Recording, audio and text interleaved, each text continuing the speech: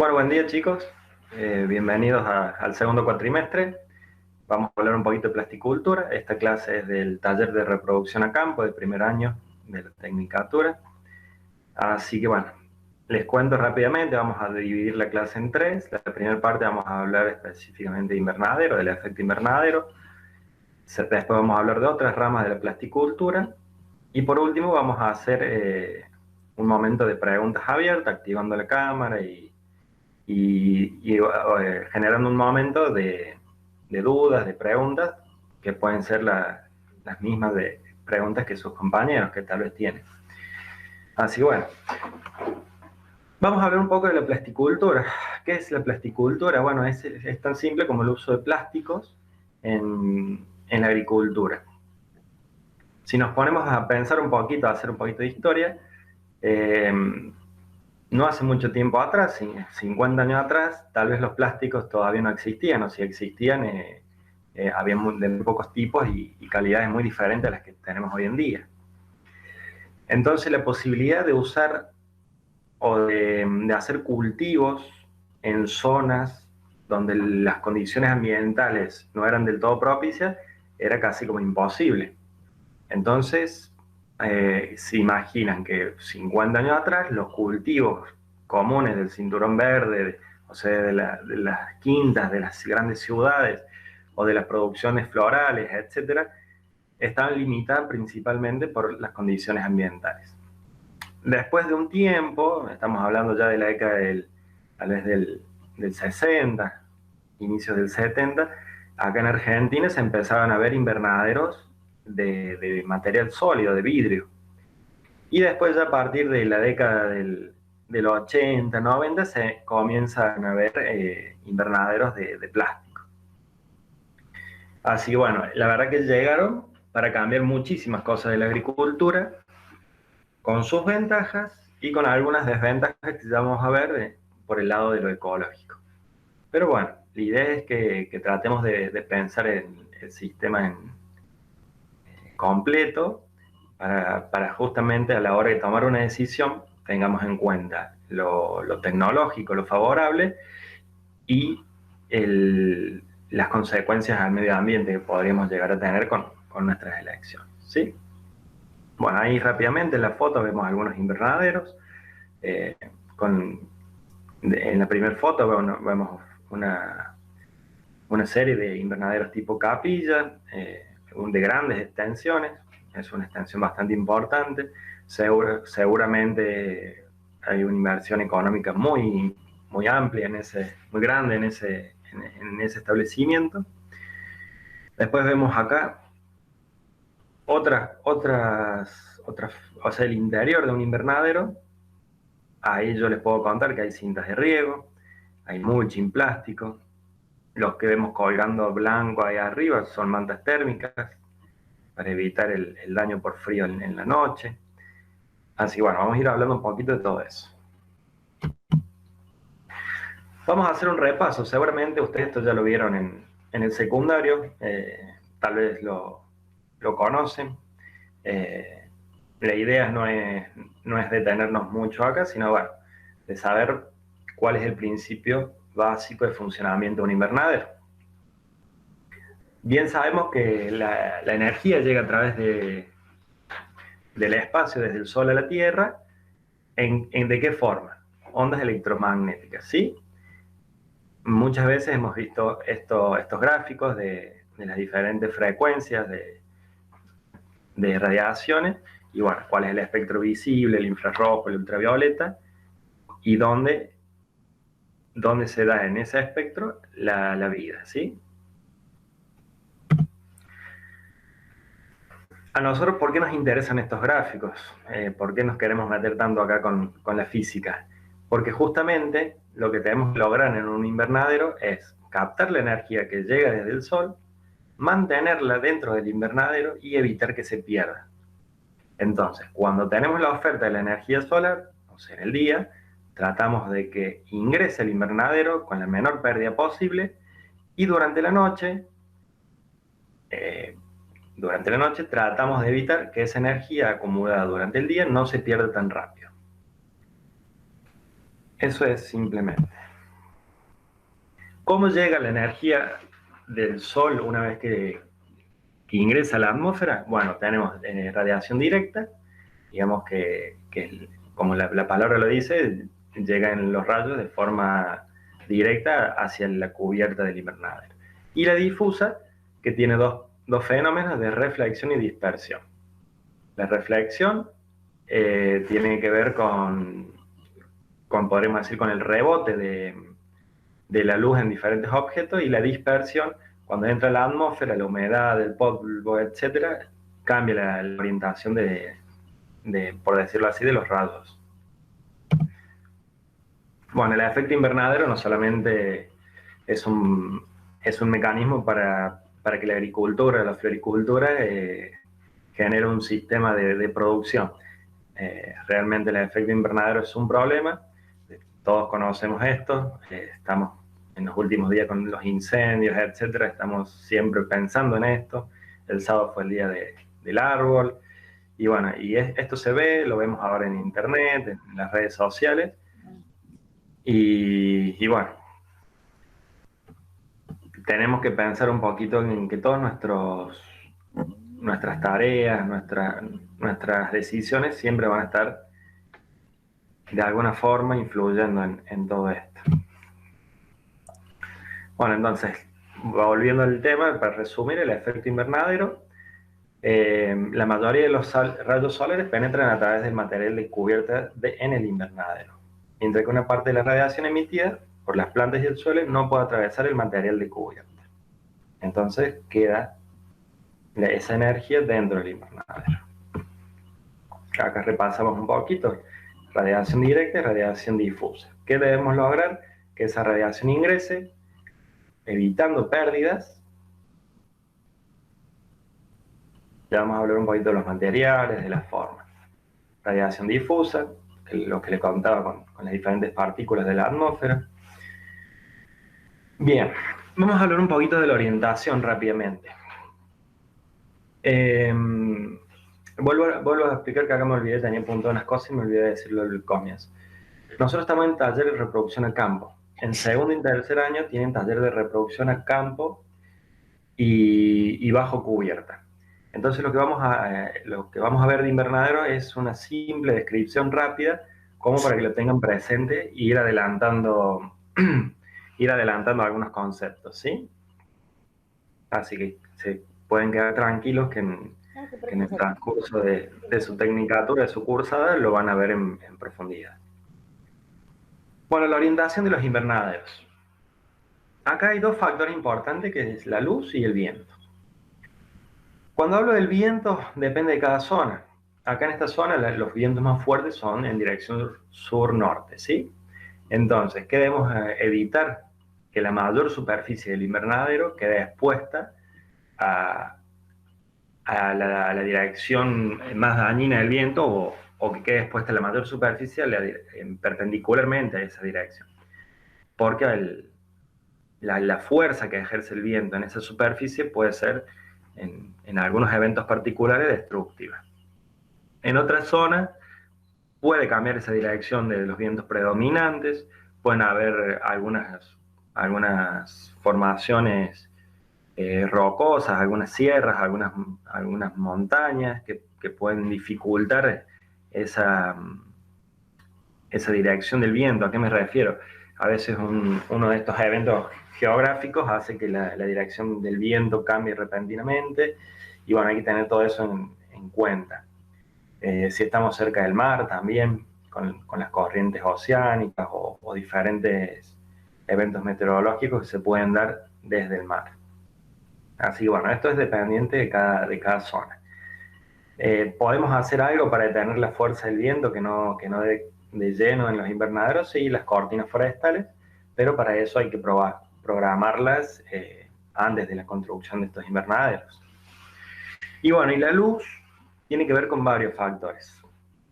Primero, lo principal sería el objetivo de ese invernadero, de esa estructura. A ver, ¿qué cultivo vamos a realizar? ¿En qué época? ¿Lo vamos a hacer en invierno? ¿En realidad queremos comenzar en invierno y seguir o cosechar tal vez en verano? Entonces todo esto va a determinar la posición también del invernadero. ¿Por qué? Porque bien saben que la dirección con que los rayos solares llegan en diferentes épocas del año no es la misma. Así que bueno, hay que tener en cuenta el solsticio de invierno, el solsticio de verano para cada zona y relacionarlo directamente con el objetivo de esa producción. No es lo mismo que yo quiera hacer cultivos de invierno para entrar en primicia, por ejemplo, en un mercado, o tal vez tengo un vivero productor de plantas y yo a lo largo de todo el año voy cambiando las especies, entonces ahí tengo que buscar una estructura y una disposición que me sirva a lo largo de todo el año. Bueno, acá hablamos un poquito de vuelta, geograficamos la parte del viento, lo que le decía de la dirección predominante, que la superficie menor quede expuesta perpendicularmente a esa dirección. Bueno, rápidamente, ¿qué son los plásticos? Son polímeros, son sustancias orgánicas de alto peso molecular, producidas a partir de petróleo. Acá ya ese datito nos quiere decir algo, a ver el precio. Y el precio seguramente va a estar relacionado directamente a los precios del petróleo, precio que está en dólares, o sea que estamos hablando para nuestra economía, y no tiene que ver con este año ni con los últimos años, sino que en las últimas décadas comprar o armar un invernadero es caro. ¿Por qué? Sí, por esto justamente. Su costo es en dólares. Y bueno, ya cuando hablamos de plásticos, a esos polímeros le agregamos aditivos. ¿Qué son los aditivos? Son sustancias que ayudan a la vida o al funcionamiento de estos polímeros. Está bien, entonces, piensen esto. Agregamos algún aditivo para que los daños por oxígeno o por luz no degraden el plástico y la vida útil sea mayor, ¿sí? Ahora bien, cuando hablamos de bolsitas de plástico en el supermercado, vieron que ahora hablamos mucho de los oxibiodegradables, se buscan plásticos que se degradan rápidamente, es como que estamos en contra de esa corriente. Así, bueno, estos plásticos, por lo general, si no se les busca un tratamiento después de que se termina su vida útil, demoran muchísimos años en degradarse. Así, bueno, ya vamos a hablar al último de esto. Bueno, acá no quiero entrar mucho en detalle en esto, pero también para diferentes necesidades tenemos diferentes aditivos para formar un plástico adaptado a esa labor. Tenemos diferentes tipos de plásticos, de materiales de cobertura. Ahí abajo están algunos que ya no se usan tantos, pero bueno, está bueno ver algunos datos. Fíjense, por ejemplo, en transmitancia infrarroja, en vidrio. Fíjense en transmitancia comparando los polietilenos, los plásticos con el vidrio. No quiero que esto no es necesario que lo sepamos, pero no todos los plásticos sirven para hacer cubiertas. A veces, de forma hogareña o casera, se arman algunas estructuras, se arman con algún plástico barato y terminan siendo un fracaso, digamos. Terminan siendo un fracaso porque tal vez no tienen, no son transparentes a las radiaciones de onda corta, tal vez sí son transparentes, dejan pasar, escapar las radiaciones de ondas largas que emiten las plantas, el suelo, entonces se puede dar una inversión térmica, quiere decir que adentro del invernadero puede hacer más frío en la noche, en una noche de invierno, que fuera del invernadero.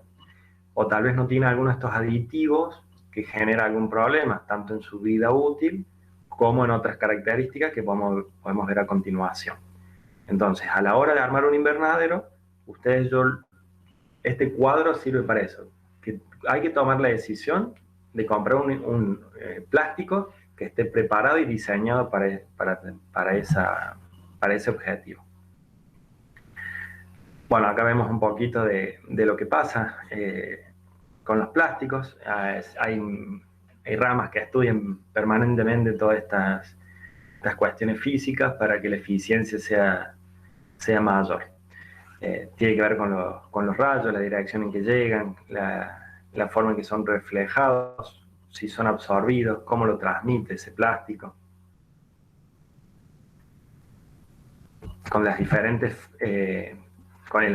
épocas los rayos llegan de diferentes formas, entonces eso también hay que tenerlo en cuenta, o con la forma que elegimos para la estructura de nuestro techo, por ejemplo. Vamos a hablar un poquito de eso.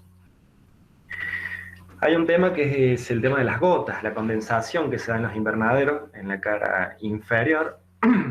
Por lo general se llena de gotas, se quedan gotas que cubren toda la superficie, y tenemos el efecto de reflexión, podríamos decir maximizado. Entonces estamos perdiendo esa ganancia de energía durante el día por culpa de estas gotas que se pueden llegar a formar. Entonces, bueno, los plásticos tienen ciertos aditivos que hacen que esas gotas se formen, en realidad se transformen en una película de agua y no tenga ese efecto de reflexión, sino que los rayos solares pasen normalmente. También, bueno, acá hay que hablar del polvo de la zona, el polvo en suspensión que se puede llegar a acumular en los invernaderos. En verano hay algunas técnicas como el encalado, pintar con cal el lado interno o externo del invernadero para disminuir estos rayos. O sea que siempre uno está jugando con estas cosas. Ya después vamos a ver el tema de las medias sombras. Bueno, esto es un poquito de lo que hablábamos de los plásticos que son térmicos y los que no son térmicos. ¿Sí? Un plástico que no es térmico no deja escapar esas radiaciones de onda larga y rápidamente la temperatura disminuye en el interior del invernadero. Y una estructura armada con un buen plástico, un plástico térmico, retiene esas ondas largas y la temperatura disminuye en menor proporción durante la noche, evitando esos daños por frío. Esto también hay un montón de investigación y mucha bibliografía para ver, pero simplemente quiero que se queden con esto. La forma de la estructura que elegimos está directamente relacionada a la ganancia térmica del invernadero, ¿sí? Si nosotros elegimos un techo tipo capilla, como es el primero, hay ese triángulo, vamos a tener 60 al 70% de la radiación ingresa al invernadero. Esto tiene que ver con eso que veíamos antes, de cómo rebotan los rayos de acuerdo a la forma que llegan al invernadero, al plano del plástico. Ahora bien, en un invernadero tipo túnel, estos semicírculos, tenemos 85 al 90% de la radiación que incide e ingresa al invernadero, ¿sí? Entonces, ¿qué pasa con esto? Siempre hay un plano, si nosotros imaginamos una transecta, habría que graficarlo hasta en un pizarrón, pero si imaginamos la llegada de los rayos en las diferentes épocas del año, siempre hay un plano longitudinal de esa curva que hace que los rayos lleguen con mayor eficiencia y que ingresen con mayor eficiencia al invernadero. Bueno, ventajas rápidamente de los invernaderos. Lo que hablamos un poquito cuando hacíamos un poquito de historia, cultivar fuera de época y conseguir mayor precocidad. En el caso de plantines florales, yo me animaría a decir que es la forma correcta de lograr y reproducir estos plantines, porque estamos cuidando las condiciones, tanto de temperatura, humedad, daños por viento, etc. Y podemos cuidar de otros factores que ya los vamos a ver.